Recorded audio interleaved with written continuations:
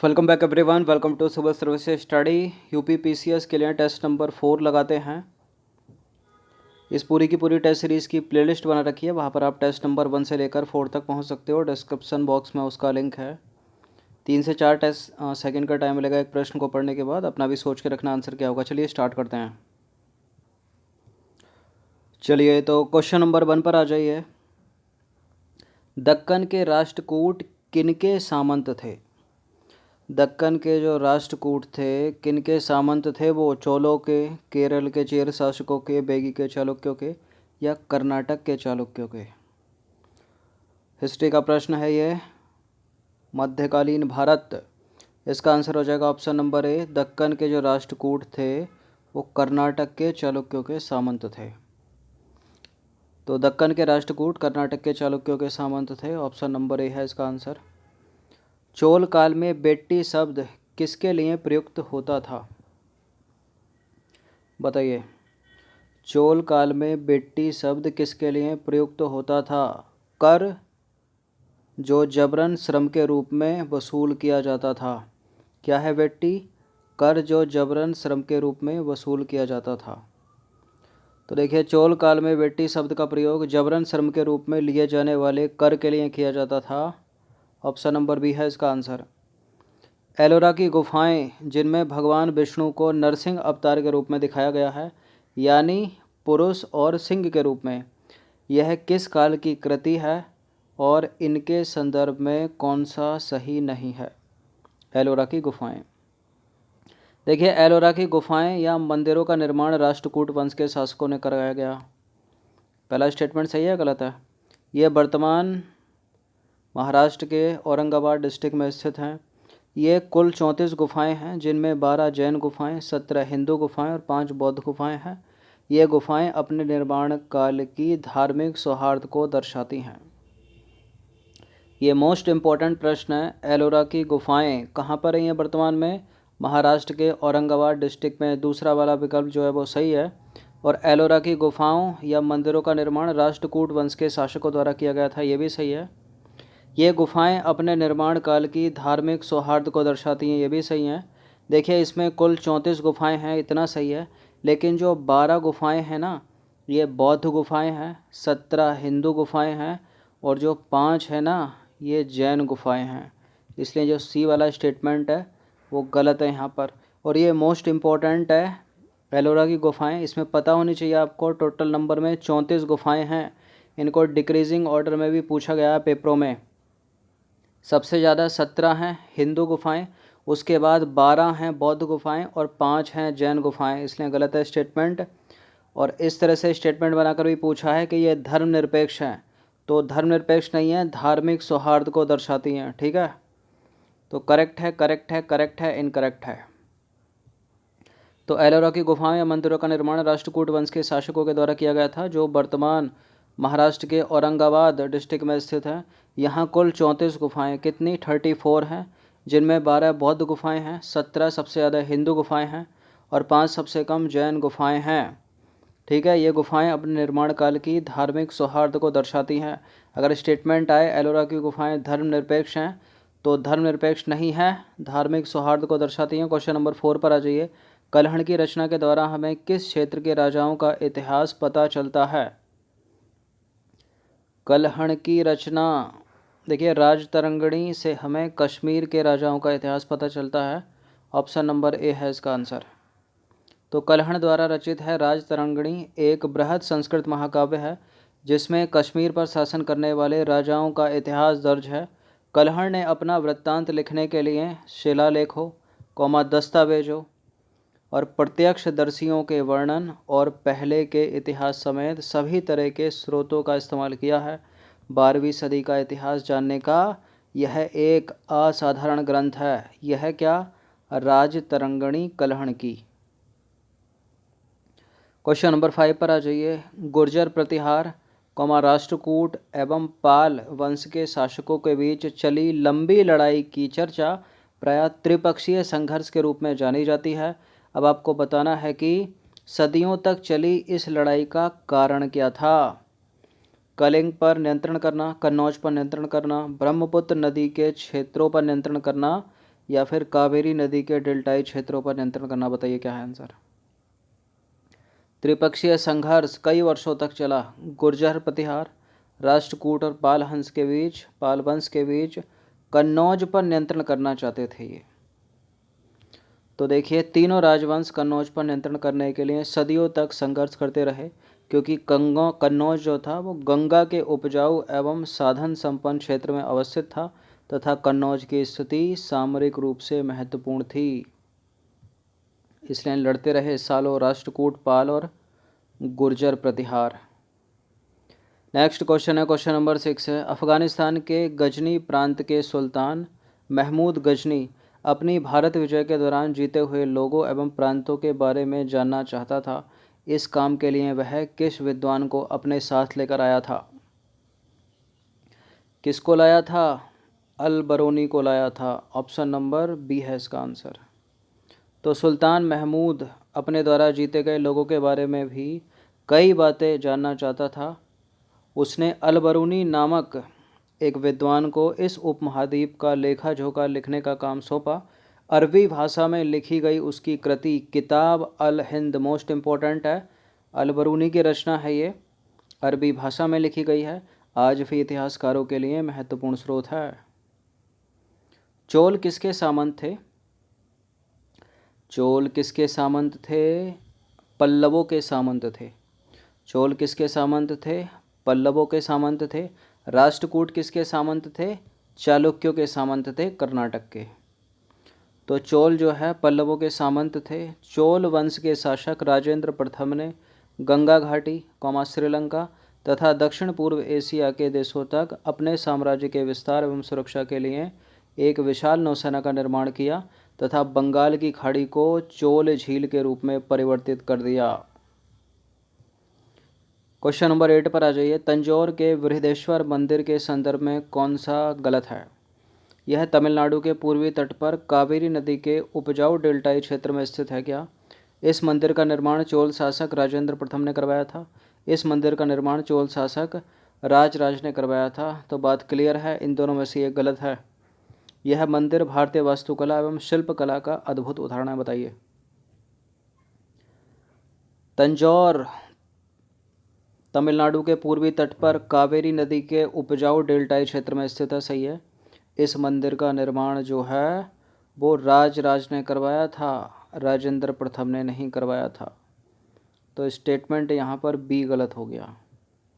तो तमिलनाडु के पूर्वी तट पर कावेरी नदी के उपजाऊ डेल्टाई क्षेत्र में तंजौर नामक शहर पर बृहदेश्वर मंदिर का निर्माण चोल शासक राज ने करवाया था। यह मंदिर भारतीय वास्तुकला एवं शिल्पकला का अद्भुत उदाहरण है। अलग से स्टेटमेंट बनाकर पूछते हैं सीधा सीधा कि बृहदेश्वर मंदिर का निर्माण किसने कराया था? पहला स्टेटमेंट राजेंद्र प्रथम, दूसरा स्टेटमेंट है कृष्णदेव राय और तीसरा स्टेटमेंट है राज। चौथा स्टेटमेंट कोई भी कर दीजिए, वीर नरसिंह कर दीजिए। तो सही उत्तर क्या है? अधिकतर कृष्णदेव राय लगाकर गलत कर देते हैं, जबकि सही उत्तर है बृहदेश्वर मंदिर किसने बनवाया? राज ने, राज प्रथम ने।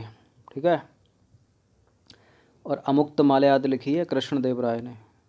क्वेश्चन नंबर 9 पर आ जाइए। निम्न कथनों पर विचार करना है। दो स्टेटमेंट है यहाँ पर, बताना कि इनमें से कौन सा करेक्ट है। पहला स्टेटमेंट है व्यापारियों के संघ को चोल काल में नगरम कहते थे। ये जो नगरम है शहर के अंदर प्रशासनिक कार्य भी करते थे, यानी जो व्यापारियों का संघ है जिसको नगरम कहते थे, क्या वो शहर के अंदर प्रशासनिक कार्य भी करता था? करेक्ट है। चोल काल के स्थानीय स्वशासन की जानकारी उत्तर मेरूर अभिलेख से प्राप्त होती है। चोल काल के स्थानीय स्वशासन की जानकारी उत्तर मेरूर अभिलेख से प्राप्त होती है। ये भी सही है, ये भी सही है। उत्तर मेरूर था किसका? परातंग प्रथम का। तो दोनों के दोनों सही हो गए, सी हो गया इसका आंसर। एक स्थानीय स्वशासन एक शब्द का प्रयोग हुआ है, इसका ब्रिटिश काल में जन्मदाता कौन है? Lord Ripon. स्थानीय स्वशासन का जन्मदाता कौन है? Lord Ripon. और जमींदारी व्यवस्था का कौन है? जमींदारी व्यवस्था का वही है जो भारतीय नागरिक सेवा या सिविल सेवा का है या भारतीय पुलिस सेवा का है, लॉर्ड कॉर्नवालिस। तो चोल काल से संबंधित स्थानीय स्वशासन की जानकारी हमें परातंग प्रथम के उत्तर मेरूर अभिलेख से प्राप्त होती है, जो कि तमिलनाडु में अवस्थित है। ठीक है, क्वेश्चन नंबर 9 पर आ जाइए। गंगईकोंड चोलपुरम से रिलेटेड कुछ स्टेटमेंट है, यहाँ पर बताना कि इनमें से कौन सा करेक्ट है। गंगईकोंड चोलपुरम चोल वंश के प्रतापी राजा का नाम है, राजेंद्र प्रथम की राजधानी थी। गंगईकोंड चोलपुरम चोल वंश के प्रतापी राजा राजेंद्र प्रथम की राजधानी थी। उसने किसने? राजेंद्र प्रथम ने कौशल बंगाल गंगाई क्षेत्रों को विजित करने के उपलक्ष्य में गंगईकोंड की उपाधि धारण की थी। बिल्कुल, गंगईकोंड चोलपुरम चोल वंश के प्रतापी राजा राजेंद्र प्रथम की राजधानी थी। उसने दक्षिण कौशल, बंगाल और गंगई क्षेत्रों को विजित करने के उपलक्ष्य में गंगईकोंड की उपाधि धारण की थी। दोनों के दोनों स्टेटमेंट सही हैं, सी है इसका आंसर। तो देखिए, गंगईकोंड चोलपुरम चोल वंश के प्रतापी राजा राजेंद्र प्रथम की राजधानी थी। जब उसकी सेना ने कलिंग पार करते हुए दक्षिणी कौशल बंगाल और मगध होते हुए गंगा तक के क्षेत्रों को विजित किया, तब इन विजय के उपलक्ष्य में उसने गंगईकोंड की उपाधि धारण की और गंगईकोंड चोलपुरम की स्थापना की, यानी गंगा विजय चोल का नगर। क्वेश्चन नंबर 10 पर आ जाइए। निम्नलिखित कथनों पर विचार करना। पहला स्टेटमेंट है, व्यापारियों के संघ को चोल काल में नगरम कहते थे। ये शहर के अंदर प्रशासनिक कार्य भी करते थे। चोल काल के स्थानीय स्वशासन की जानकारी उत्तर मेरू अभिलेख से प्राप्त होती है। उत्तर मेरूर अभिलेख कर्नाटक में अवस्थित है। देखिए, अभी तो आया था स्टेटमेंट ये, तो ये तो करेक्ट ही हो जाएगा। व्यापारियों के संघ को चोल काल में नगरम कहते थे। जो नगरम है ये शहर के अंदर प्रशासनिक कार्य भी करते थे, सही है। और चोल काल के स्थानीय स्वशासन की जानकारी उत्तर मेरूर अभिलेख से प्राप्त होते, ये भी सही है। उत्तर मेरूर अभिलेख जो कि परातंक प्रथम का है, तमिलनाडु में स्थित है, कर्नाटक में नहीं है। तो एलिमिनेशन मेथड अपनाइए, 2 कट जाएंगे, केवल 1 और 2 सही हो जाएगा। ऑप्शन नंबर इसका आंसर क्या हो जाएगा? सी, 1 और 2। तो चोल काल से संबंधित स्थानीय स्वशासन की जानकारी हमें परातंक प्रथम के उत्तर मेरूर अभिलेख से प्राप्त होती है, जो कि तमिलनाडु में अवस्थित है, ना कि कर्नाटक में। क्वेश्चन नंबर 11 पर आ जाइए। चोलकालीन विशेषताओं पर विचार करना है। 3 विशेषताएं बताना कि इनमें से कौन सा सही है। चोलकालीन मंदिर आर्थिक, सामाजिक और सांस्कृतिक जीवन के केंद्र थे। मंदिर के साथ जुड़े शिल्पों में सबसे विशिष्ट कांस्य प्रतिमाएं बनाने का काम था। चोल कांस्य प्रतिमा संसार के सबसे उत्कृष्ट प्रतिमाओं में गिनी जाती हैं। चोल कांस्य प्रतिमा संसार के सबसे उत्कृष्ट प्रतिमाओं में गिनी जाती हैं। ये तीनों के तीनों स्टेटमेंट करेक्ट हैं, डी है इसका आंसर। तो तीनों कथन सत्य हैं। शिव के तांडव स्वरूप को दर्शाने वाली महान नटराज की मूर्ति चोल काल की कांस्य प्रतिमाओं के उत्कृष्टता को प्रदर्शित करती है। क्वेश्चन नंबर 12 है, चोल काल के संबंध में नीचे दिए गए कथनों पर विचार करना है। 3 स्टेटमेंट है, यहाँ पर बताना कि इनमें से कौन सा सही है। पहला स्टेटमेंट है, चोल काल में किसानों की बस्तियों को उर कहा जाता था। गांव के समूह को नाडू कहा जाता था। नाडू न्याय करने और कर वसूल करने जैसे प्रशासनिक कार्य करते थे क्या? बिल्कुल, चोल काल में किसानों की बस्तियों को उर कहा जाता था, करेक्ट है। गांव के समूह को नाडू कहा जाता था चोल काल में, और ये जो नाडू था ये कर वसूल करने जैसे प्रशासनिक कार्य करते थे। न्याय करने और कर वसूल करने जैसे प्रशासनिक कार्य करते थे। तीनों स्टेटमेंट करेक्ट हैं, डी है इसका आंसर। तो चोल काल के संबंध में उपरोक्त तीनों कथन सत्य हैं। चोल काल में किसानों की बस्तियों को उर कहा जाता था, जो कि सिंचित खेती के कारण बहुत समृद्ध हो गई थी। इस काल में गांव के समूह को नाडू कहा जाता था। ये जो नाडू है वो न्याय करने और कर वसूल करने जैसे प्रशासनिक कार्य करते थे।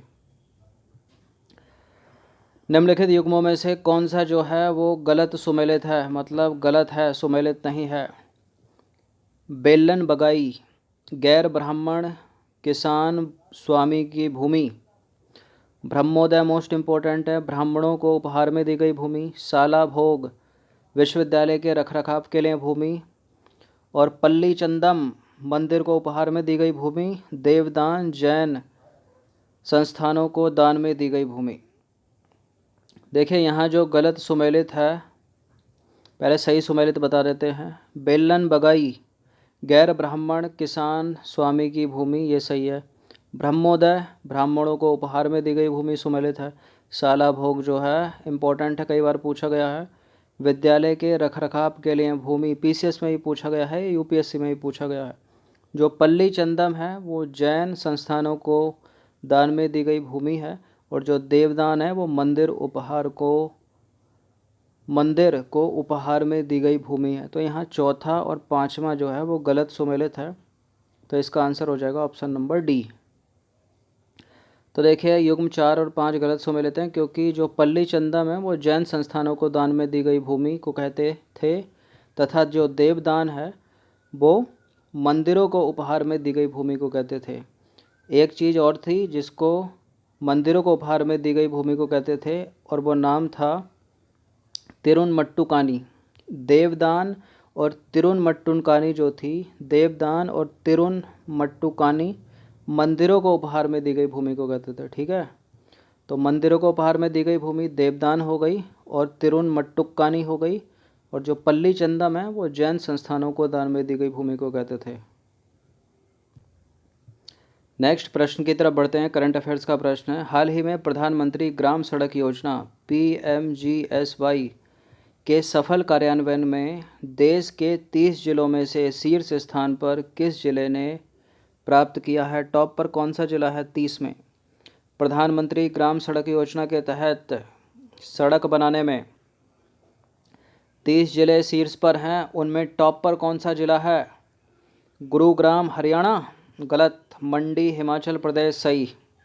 क्या है? मंडी Himachal Pradesh, option number D है इसका आंसर। हिमाचल प्रदेश के 6 और ज़िले इन 30 जो है इनमें शीर्ष, इन 30 में जो टॉप में जो आए हैं, और इनमें सबसे टॉप में है मंडी हिमाचल प्रदेश का। 6 और हैं जैसे सोलन है।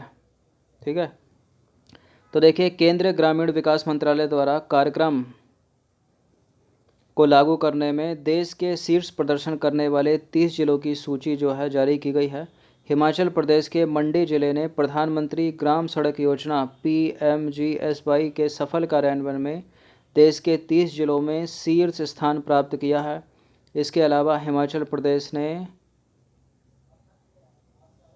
प्रधानमंत्री ग्राम सड़क योजना के तहत सड़कों के निर्माण में राष्ट्रीय स्तर पर दूसरा स्थान भी हासिल किया है।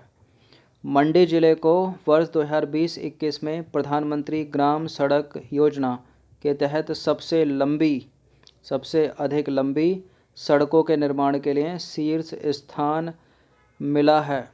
पूरा हिमाचल प्रदेश देखा जाए तो दूसरे स्थान पर है, और उसका जो मंडी जिला है वो शीर्ष स्थान पर है, टॉप में। देखिए हिमाचल प्रदेश के 6 और जिलों ने भी शीर्ष 30 सर्वश्रेष्ठ प्रदर्शन करने वाले जिलों में स्थान प्राप्त किया है। हिमाचल प्रदेश का चंबा, शिमला जो कैपिटल है उसकी, कांगड़ा, ऊना, सिरमौर, हमीरपुर और सोलन इसमें शामिल हैं। ठीक है, प्रधानमंत्री ग्राम सड़क योजना के तहत 30 जिले शीर्ष में, और उनमें टॉप पे कौन है? मंडी हिमाचल प्रदेश, इम्पोर्टेंट है। और केंद्रीय ग्रामीण विकास मंत्री का नाम आपको याद रखना है, नरेंद्र सिंह तोमर हैं। अंतिम प्रश्न है 15वां प्रश्न, निम्नलिखित कथनों पर विचार करना और बताना कि इनमें से कौन सा सही है। पहला स्टेटमेंट है, प्रत्येक वर्ष 24 अक्टूबर को यानी 2-3 दिन पहले विश्व पोलियो दिवस मनाया गया था। क्या इस दिन को मनाए जाने की शुरुआत अम्नेस्टी इंटरनेशनल द्वारा की गई थी? पोलियो एक विषाणु और कवक जनित रोग है, बताइए। इससे रिलेटेड एक थंबनेल पर प्रश्न पूछा है, उसका आंसर इसके डिस्क्रिप्शन जब पढ़ोगे तो पता चल जाएगा। हाल ही में बिल्कुल 24 अक्टूबर को विश्व पोलियो दिवस मनाया गया। प्रत्येक वर्ष 24 अक्टूबर को विश्व पोलियो दिवस मनाया जाता है। पहला स्टेटमेंट करेक्ट है।